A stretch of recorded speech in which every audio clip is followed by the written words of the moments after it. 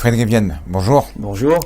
Alors je rappelle que vous êtes président de la FDSEA, donc c'est un des syndicats agricoles les plus représentatifs à La Réunion, et que vous êtes en pleine campagne électorale puisque les élections à la Chambre d'agriculture ont commencé. Ce sont des élections qui sont très complexes, difficiles à comprendre parfois pour certains agriculteurs. Vous pouvez nous expliquer comment ça se passe? Oui, donc depuis deux élections, c'est la deuxième élection où ça se passe par correspondance, et là cette année, une nouveauté, le vote électronique. Donc ce qui déstabilise bien sûr un certain nombre de personnes, notamment les retraités, qui ne sont pas de la génération informatisée, mais également le vote par correspondance n'a pas encore été accaparé par les agriculteurs également. Donc il faut faire beaucoup de démarchage pour leur expliquer que le vote se fait à la maison, ou sur Internet, ou alors par correspondance, voire par la poste. D'accord. Et il y a combien d'agriculteurs à La Réunion? On est 9600 inscrits à la sécurité sociale, à l'AMEXA des agriculteurs, et il faut compter 7000 agriculteurs professionnels. Le reste, ce sont ou les conjoints ou les fils d'exploitants. Et alors, en plus de ça, il faut aussi compter sur les retraités. Oui, donc on a plus de 12 000 retraités aussi qui sont appelés à voter, et c'est eux qui sont les plus... ils s'appréhendent donc ce vote, que ce soit électronique. C'est plus difficile pour eux. Voilà, beaucoup plus difficile pour eux. Donc il faut beaucoup les démarcher et les inciter à voter, parce qu'il faut absolument qu'ils aient un représentant à la Chambre d'agriculture pour débattre des retraites, notamment avec la réforme des retraites qui aura lieu très bientôt. Quand on sait qu'à La Réunion, sur 12 000 retraités, 6 000 sont en dessous de 400 euros. Comment on vit avec 400 euros? Je ne sais pas comment on fait, mais en tous les cas, j'ai interpellé à plusieurs reprises la ministre, et ce qui m'agace dans ce dossier, c'est que la situation ne change pas. On ne peut pas se permettre de venir à La Réunion rencontrer justement les agriculteurs et les retraités et que leur situation ne change pas. Donc il faut absolument que la Chambre s'accapare ce dossier, parce qu'au niveau syndical, on a nos limites. Il faut vraiment que ce soit un sujet Chambre d'agriculture. Et qu'est-ce que vous reprochez à l'équipe actuelle qui dirige la Chambre d'agriculture? Mais ce que je reproche à l'équipe actuelle, c'est qu'ils ont passé 6 ans à se battre au détriment de l'institution, au détriment de la valeur de la Chambre d'agriculture. Les guerres qui ont eu lieu pendant 6 ans entre le syndicat majoritaire et le président de la Chambre d'agriculture auraient pu être fatales à la Chambre d'agriculture. À La Réunion, 70% des agriculteurs dépendent de la Chambre d'agriculture pour les services, pour la comptabilité, pour le suivi des élevages. Donc, pour des raisons personnelles, pour des guerres internes, la Chambre aurait pu être dans un état catastrophique aujourd'hui. Elle aurait pu être même mise sous tutelle, où les agriculteurs n'auraient plus leur mot à dire. Donc ces élections arrivent à point nommé. Il faut changer tout ça. Il faut qu'il y ait une équipe stable, avec 18 élus qui seront au service des agriculteurs et aussi au service des administratifs de la Chambre d'agriculture. À part le problème des retraites, c'est quoi votre cheval de bataille principal? Donc nous, aujourd'hui, on a constaté qu'avec la campagne qu'on a menée depuis un certain nombre de mois, on a un problème d'attractivité de nos exploitations pour les jeunes. Aujourd'hui, une exploitation en monoculture à canne à sucre n'est plus attractive pour les jeunes. Donc il faut... Plus attractif, c'est plus rentable, ou ça donne pas envie? Ça donne pas envie surtout. Donc déjà très peu d'attractivité, mais ça donne surtout pas envie aux jeunes de s'installer qu'en canne à sucre. Donc il faut que la Chambre d'agriculture soit une Chambre d'agriculture forte qui arrive à mettre en place des projets de diversification. Il faut garder le pilier canne à sucre, mais il faut diversifier avec, que ce soit une culture fruitière, légumière ou de l'élevage. Donc, à la Chambre d'agriculture, de proposer des filières innovantes, des filières qui soient attractives pour les jeunes, notamment dans le développement du tourisme, où on a pu constater l'année dernière où 83% des permis de gîtes ruraux ont été refusés. Donc, pourquoi? Pour des raisons diverses. Donc c'est la CDPENAF, c'est une commission d'État qui autorise ou pas la construction des gîtes en milieu rural. Donc nous, en tant que syndicat, donc on a pu intégrer cette commission justement pour donner un avis professionnel sur les projets de gîtes. Donc maintenant, il faut que ces projets soient une vraie diversification sur l'exploitation et non pas une activité principale. D'accord. Mais c'est quand même une source de revenus qui potentiellement peut être très importante pour un agriculteur. En quoi c'est gênant si ça devenait une activité principale? ce serait classé en catégorie d'hôtellerie. Ah, donc voilà, donc il faut qu'on soit agriculteur avec une diversification, d'accord, ou labellisé ou pas. Et on consomme les produits de la ferme et on les sert, Voilà, aux exactement. clients. Donc c'est le but, c'est de rendre attractif donc pour nos enfants, que nos enfants soient attirés par les exploitations, qui reprennent avec des gîtes ou un atelier de transformation ou une production de fruits et légumes. Mais beaucoup de jeunes aujourd'hui ne se voient pas être agriculteurs en monoculture canne à sucre. D'accord. Alors justement, parlons de la canne 2 secondes. Il y a des gens qui connaissent peut-être pas très bien le dossier canne, mais on dit que la canne n'est plus rentable, que la canne ne va plus être rentable tout au moins puisque l'Europe, il n'y a plus de prix de garantie, que il y a des risques de surproduction au niveau mondial, de chute des cours, etc., etc., et que la canne occupe beaucoup d'espace à La Réunion, des terres cultivables. Il y en a même qui vont jusqu'à dire qu'il faut arrêter la canne au profit d'autre chose. Quelle est votre position, vous, là-dessus? Alors nous, on est des fervents défenseurs de la canne à sucre. La canne elle-même. Pas forcément de la canne à sucre, mais aujourd'hui, on sait qu'à La Réunion, on n'utilise que 30% du potentiel de la canne.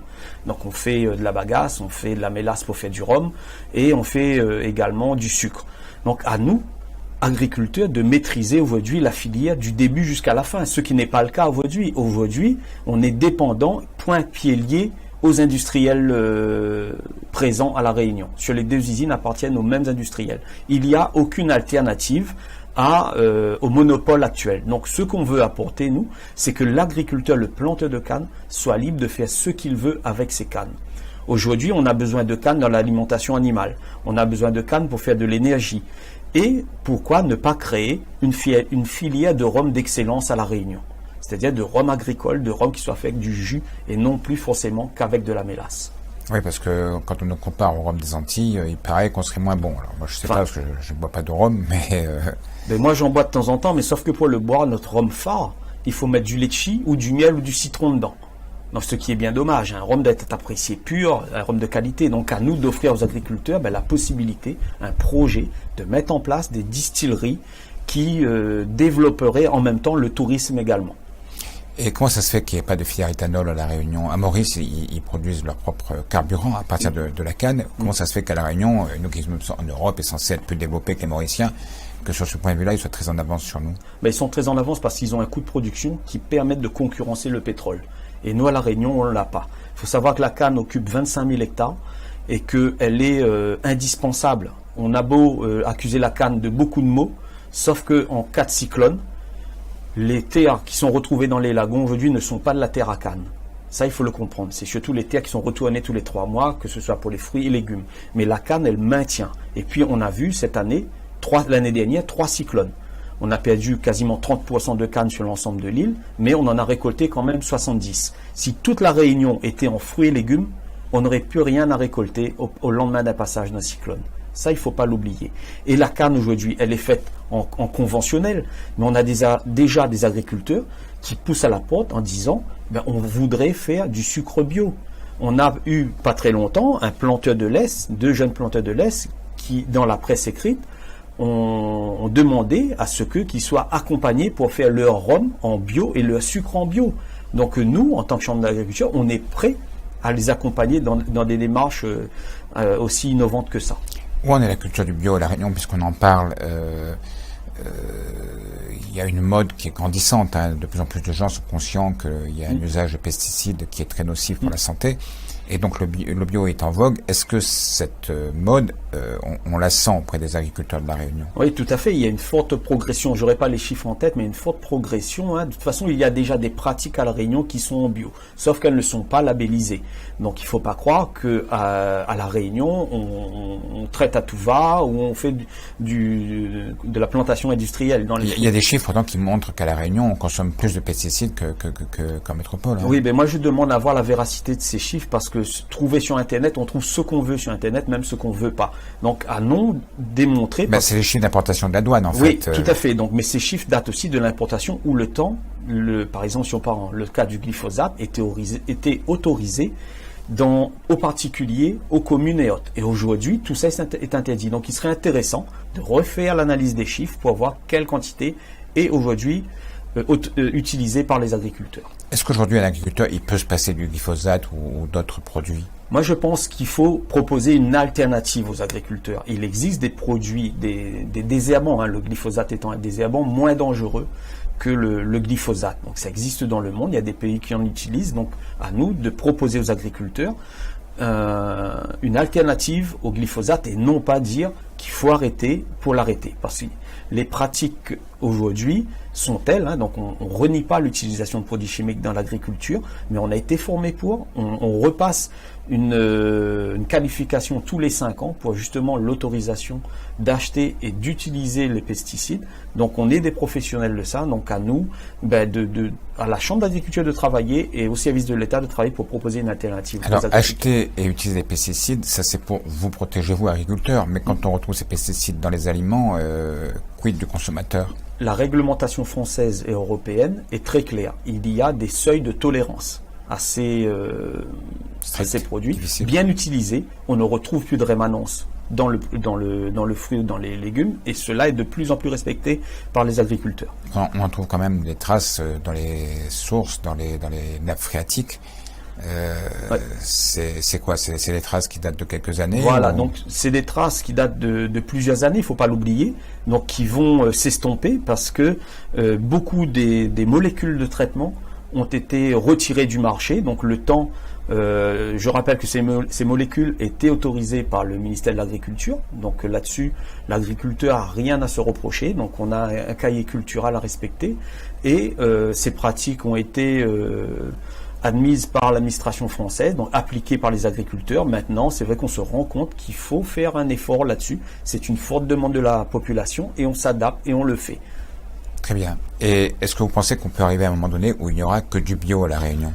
Est-ce que c'est quelque chose de nécessaire? Que du bio, ça m'étonnerait. Donc j'y crois pas forcément dans un premier temps. Peut-être que l'avenir, dans des futures générations, peut-être. Mais ce qui est une réalité, c'est que le nombre de consommateurs augmente. On sera bientôt 1 million. Est-ce que dès aujourd'hui, on pourra arrêter la culture conventionnelle et passer en bio et nourrir 1 million d'habitants? Donc là, il faut vraiment se poser les bonnes questions. C'est comment faire pour produire mieux, en respectant l'environnement, et je pense qu'avec les pratiques, la formation des jeunes dans les lycées agricoles et autres vont limiter l'application de traitements chimiques. Il faut rappeler maintenant que pour pouvoir s'installer, il faut avoir des diplômes. On ne s'installe plus comme ça agriculteur aujourd'hui. Bien sûr, tout à fait. On a un vrai métier, il ne faut pas l'oublier. Aujourd'hui, pour être médecin, il faut un diplôme. Donc il n'y a pas de raison pour qu'être agriculteur aujourd'hui, il n'y ait pas besoin d'un diplôme. Donc il n'y a pas obligation d'avoir un diplôme. Il y a l'expérience aussi qui compte. Donc il y a où on s'installe quand on a fait 5 ans d'aide familiale sur une exploitation avec ses parents, ou avec un diplôme équivalent bac pro, voire BTS aujourd'hui. Donc notre métier est valorisé par rapport à ça aussi, par rapport au passé où souvent c'était le dernier de la famille qui reprenait le flambeau familial, l'exploitation. Donc aujourd'hui, on professionnalise le métier et c'est une bonne chose. Les jeunes qui arrivent sur le marché aujourd'hui, qui ont fait un lycée, qui ont un diplôme et qui veulent s'installer, il y a du foncier pour eux? Il y a du foncier. Alors souvent, ce sont des reprises d'exploitation familiale, oui. Parce que le foncier est très rare et cher également, donc il ne faut pas l'oublier. Donc on a quand même 7000 hectares de terre en friche, mais on en parle depuis 20 ans, mais ça avance pas. Donc pour nous... C'est qu'il doit y avoir une raison.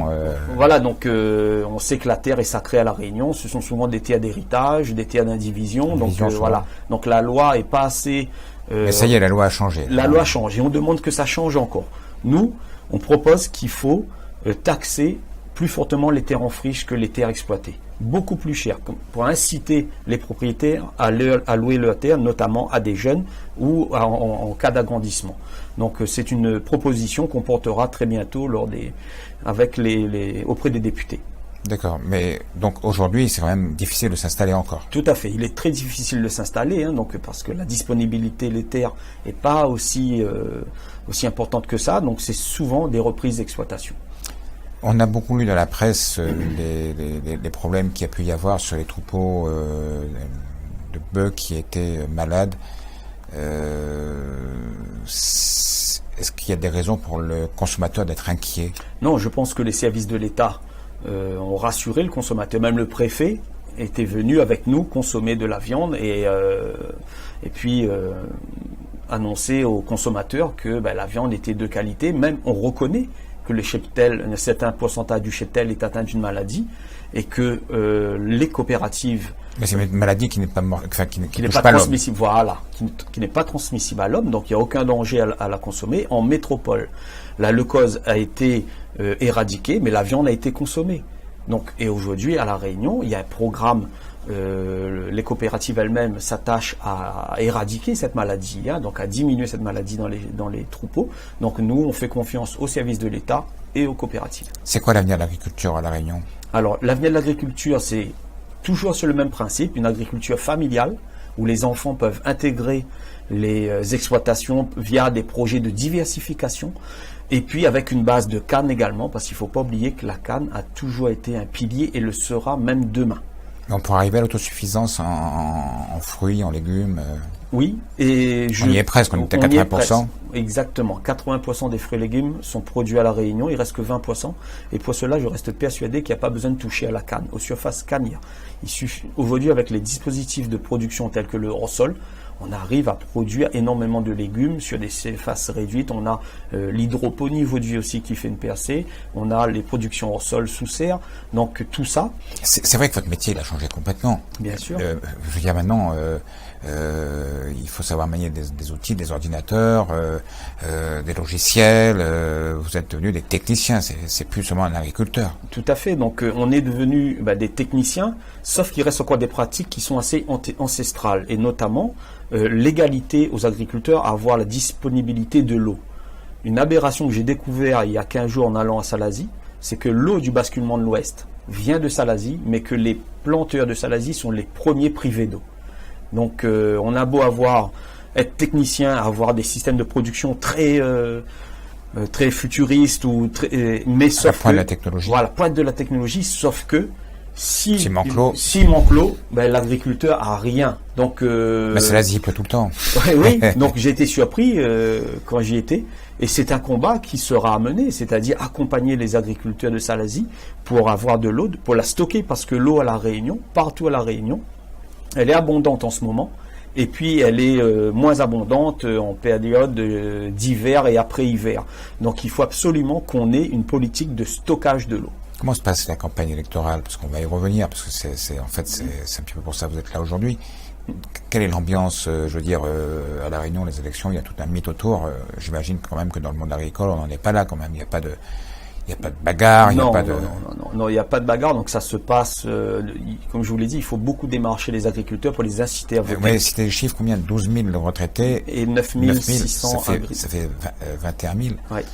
21 000 personnes à aller voir. Oui, mais non, c'est impossible. Donc on en a vu des centaines, et puis on essaie de communiquer un maximum. Mais là, on a été impacté par le mouvement social pendant 3-4 semaines. Donc ça ralentit la campagne. Mais là, ça ralentit pour tout le monde, on va dire. Oui, donc, tout à fait. Tout le monde est égalité. Voilà, exactement. Donc aujourd'hui, on est à un stade où il faut inciter les agriculteurs à voter, surtout pour leur redonner confiance aux élections de la Chambre d'agriculture, et surtout à la Chambre d'agriculture qui a complètement disparu, notamment des Hauts-de-l'Île. Quand on est à Salazie, très peu de techniciens viennent à la rencontre des agriculteurs. Quand on va à Dodane, dans les Hauts-de-la-Possession, c'est pareil. Et même à la plaine des Palmistes, cette semaine encore, la semaine dernière, on a eu l'occasion de le vérifier. Donc c'est tout ce lien qu'il faut recréer. Et c'est pour ça qu'elles sont importantes, ces élections. Il faut inciter les agriculteurs à voter. Les syndicats, ils sont représentatifs, ils sont bien implantés, vous avez un nombre d'adhérents important. Oui, donc nous, on a surtout plus de 50 sections tout autour de l'île, donc qui sont des relais. Il y a des endroits encore où on n'a pas de section, donc on l'a créé par exemple la semaine dernière sur la plaine des Palmistes. Aujourd'hui, on aura des responsables de la FDSEA, et ça c'est très important parce que c'est le maillage terrain qui est important pour les élections, non seulement pour les élections, mais surtout sur la communication pour tout ce qui est du domaine de la. C'est le message. Ouais.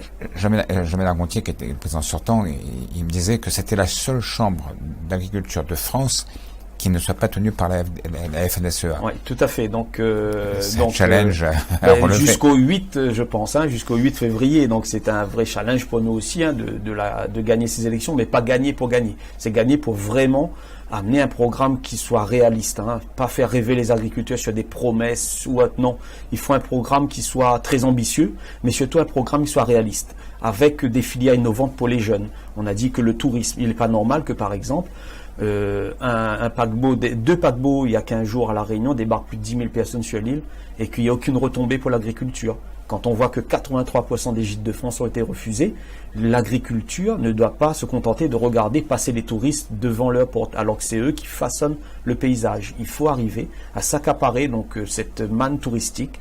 Il faut des filières innovantes. La ministre de la Santé a parlé de cannabis thérapeutique.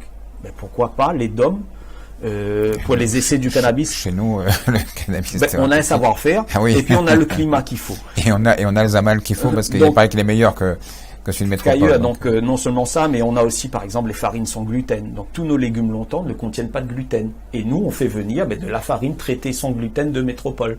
Donc il serait plus agréable pour un touriste de venir à La Réunion et manger une pizza dont la pâte est faite de fruits à pain ou de patates douces que la même pizza qu'il retrouve en bas de son immeuble en plein Paris. Et puis peut-être une bonne gestion aussi de la chambre d'agriculture parce que il y a quand même eu dans le passé quelques soucis, donc on peut espérer une amélioration aussi de ce niveau-là peut-être. Oui, non, moi je pense que les soucis qu'a eu la chambre, c'est qu'une question de gestion administrative. On a 162 salariés à la chambre d'agriculture, c'est la plus grosse de France, loin devant les autres. Une chambre moyenne en métropole, c'est 80 salariés. Nous, on a 162 parce que c'est lié à nos spécificités également. 70% des agriculteurs à La Réunion sont en indépendant. Donc, ils ont besoin des services de la chambre. 30% sont en filière organisée. Ils dépendent souvent des services de leurs coopératives respectives. Donc, il faut vraiment que notre agriculture soit accompagnée le mieux possible pour pouvoir répondre aux enjeux qui les attendent.